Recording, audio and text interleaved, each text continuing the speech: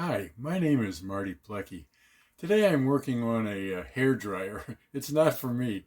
My wife brought me this morning and she said that it doesn't get hot anymore. So I took it apart already. It was pretty easy. There's two screws right there. When I pulled it apart, I could see that there was something holding the top together, and it's just that, I guess, a receptacle with another tab in here. So I had to jimmy it a little bit, press this down and maneuver a little bit to get it apart. Now, one thing that the girls typically don't do is clean the back end of this thing. So when I'm done fixing this, I'll take all that lint off the back so it blows better. Anyhow, right now I'm going to show what my process is for understanding what's wrong with this. And typically, for things like this, the motor runs on both speeds. Everything seems to work. It just doesn't get hot. So what that tells me typically is there's either a fuse that has blown, maybe because it went over temperature, or there's a switch that protects it from going over temperature, where the contacts might not be clean anymore just because this has been used so often or for so long. This is the inside of the hair dryer, and there's a couple of switches there. I'm going to turn on my multimeter and set it to continuity. So what that means is when I touch these probes together, the meter will buzz because it's a short circuit. So this is one of the switches.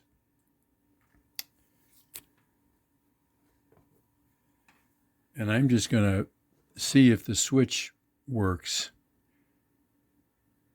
So there's no continuity in that position, and there's no buzzer. So I'm going to move the switch to the other position. So that switch is good. Now, I'm going to take this cone off and take a look inside here. Right there is a fuse. I can check that guy. All right, so one side of the fuse is right here, and the other side of the fuse is this black wire, and it runs down to here.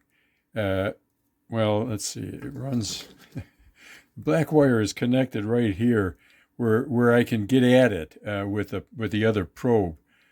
So I'll just check that. And that works. So on the other side of this guy is right in there. That is the over temperature bimetallic switch. So one side is connected to here, and the other side is connected to, it's a blue wire right there that goes down to here. And it should have continuity, and it doesn't. I have my probes connected to this jumper wire because it's hard to hold the probes and do other things with your hands. So the other side of the probes I have connected here and to the blue lead down by this switch. Now I can hold this and articulate this bimetallic safety over temperature switch with a screwdriver. So it should have continuity right now because it's cold, and when it's cool or not too hot, this bimetallic switch should be closed.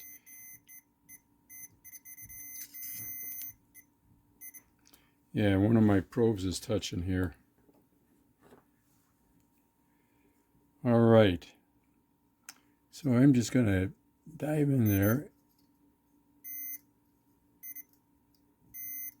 So what I'm doing is I'm just pushing down the top of that switch to make better contact.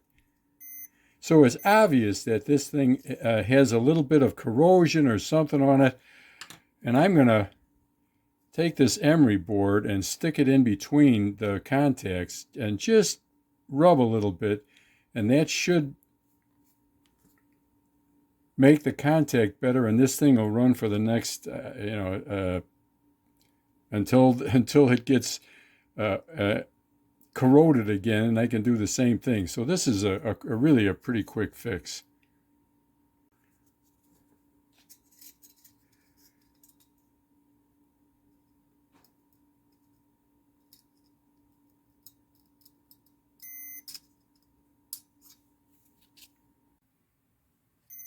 Well, I finished cleaning those contacts, and now I have continuity. So there's the buzzer. So I've got this emery board holding up the contact. So I'm going to let it go down now, and you'll hear it contact and then break and contact and break the circuit. Listen for the beep.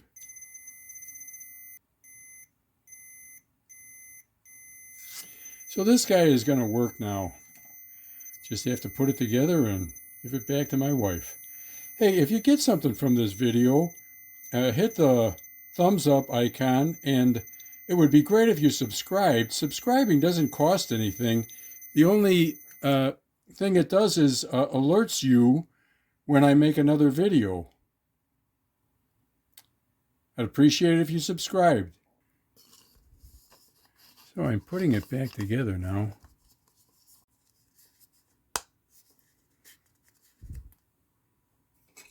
There's the cone in place. Everything is back in place. The main power cord, the lower switch, the upper switch, and the spring. Just gonna put the halves together. Now these little decorations go here.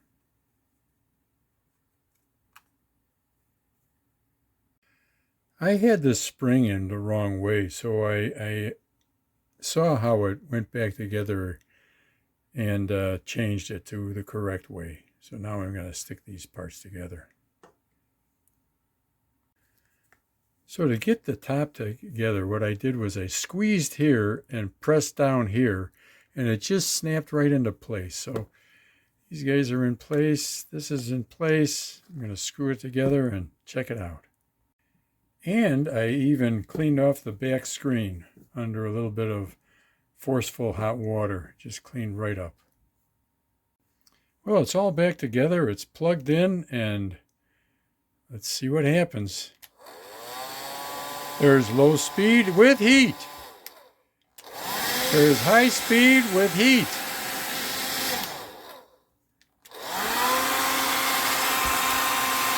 This guy, when you press it in, it takes the heat off. So that's what I'm doing now, and it's cool now.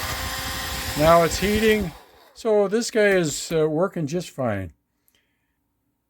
Buying a new one of these is not going to break the bank. $20, maybe $40 at the most. But if you can fix it for nothing, why not? This project turned out okay. Not everything I do turns out well, but hey, you can't win them all. Thanks for watching. Have a great day.